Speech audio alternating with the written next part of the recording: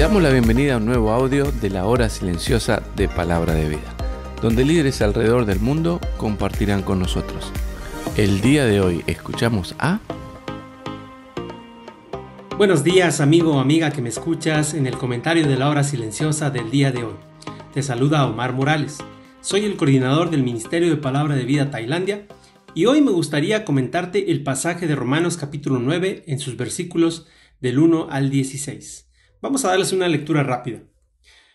Dice: verdad digo en Cristo, no miento, y mi conciencia me da testimonio en el Espíritu Santo que tengo gran tristeza y continuo dolor en mi corazón, porque deseara yo mismo ser anatema, separado de Cristo por amor a mis hermanos, los que son mis parientes según la carne, que son los israelitas, de los cuales son la adopción, la gloria, el pacto, la promulgación de la ley, el culto y las promesas, de quienes son los patriarcas, y de los cuales según la carne vino Cristo, el cual es Dios sobre todas las cosas, bendito por los siglos. Amén.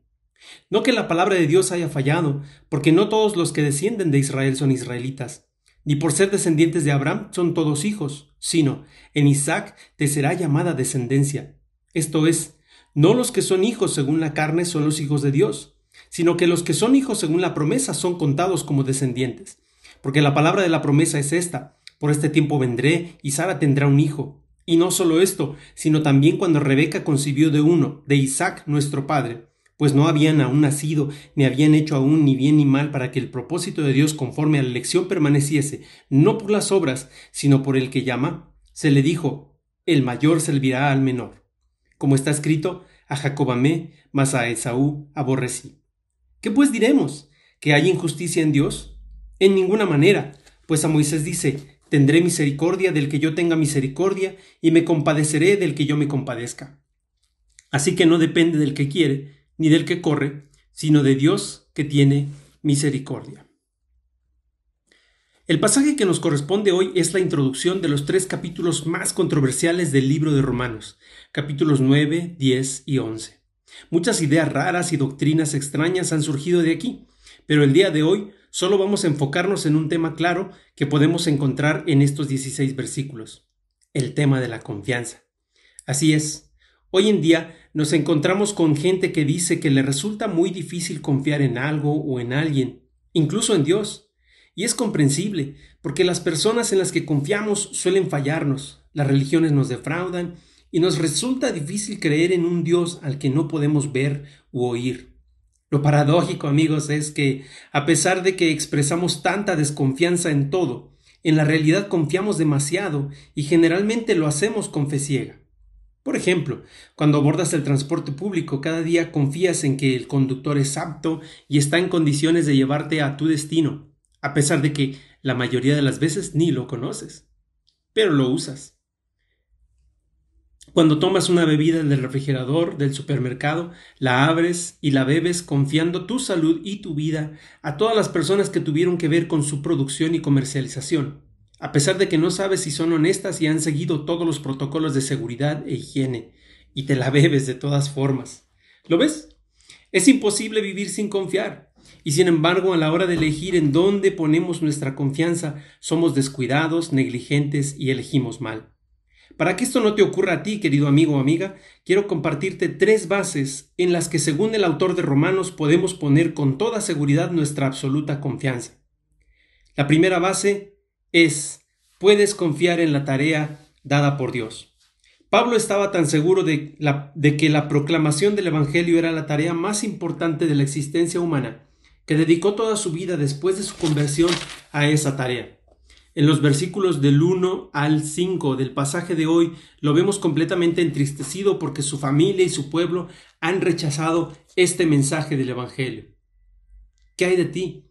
¿De verdad piensas que compartir el Evangelio con tus seres queridos es la tarea más importante de tu vida? Pablo habría sacrificado su propia alma y perdido su salvación, aunque en el capítulo anterior nos explicó que eso es imposible, si con ello hubiera logrado que su pueblo recibiera el Evangelio. ¿Qué estás dispuesto a sacrificar tú para que otros escuchen el mensaje de la salvación por medio de Cristo? ¿Tu comodidad? ¿Tus planes a futuro? ¿La aceptación de tus amigos? En segundo lugar, puedes confiar en la palabra de Dios. Mira, aparentemente el rechazo de Israel era una falla en el plan de Dios para su pueblo. Dios había profetizado en su palabra que Israel llegaría a ser un reino grande y poderoso para siempre cuando recibieran a su Mesías. Pero cuando el Mesías llegó, en lugar de recibirlo, lo mataron. Entonces nos preguntamos, ¿falló la palabra de Dios? La respuesta está en los versículos del 6 al 13, en donde Pablo nos explica que no es la palabra de Dios la que falla, sino que los hombres se equivocan cuando interpretan de acuerdo a sus intereses egoístas.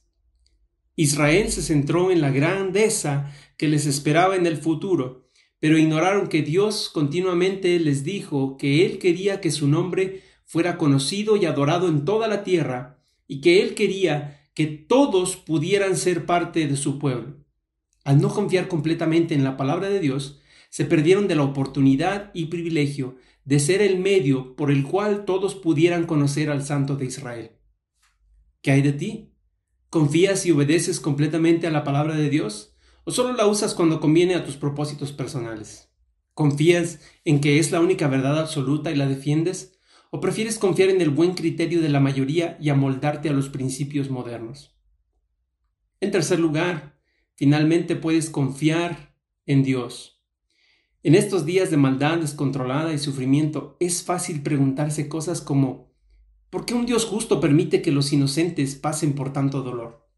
Si bien la respuesta a esta pregunta es muy sencilla, si aceptamos la verdad y autoridad de las Escrituras, no podemos responderla en el tiempo que nos queda porque no corresponde a este momento. En su lugar, vamos a responder a otra pregunta más básica y fundamental. ¿Es Dios injusto?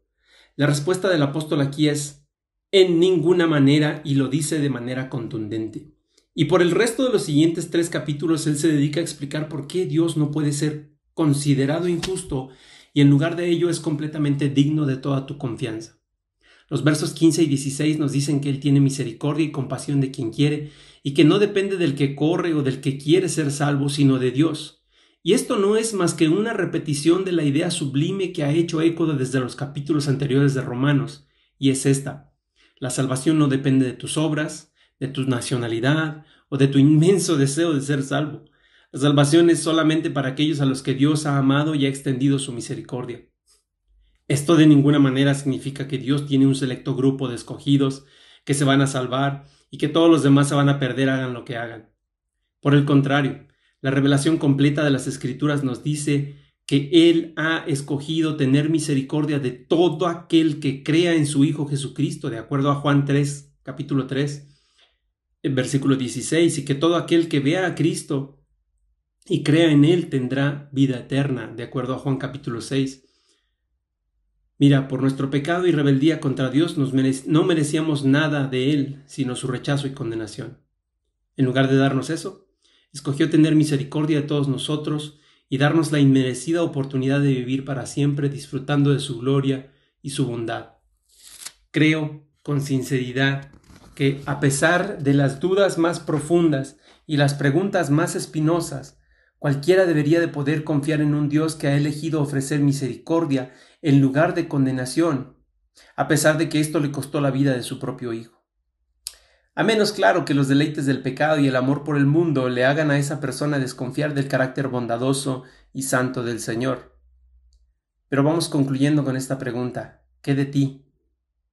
Aparte de para tu salvación, ¿puedes confiar en Dios y en su bondad para dirigir todos los aspectos de tu vida? Que Dios te bendiga en esta mañana, que tu tiempo con la palabra de Dios continúe siendo fructífero. Hasta luego. Gracias por escucharnos. Recuerda que este audio no reemplaza tu tiempo a solas con Dios. Te animamos a que escribas tus aplicaciones personales. Hasta mañana.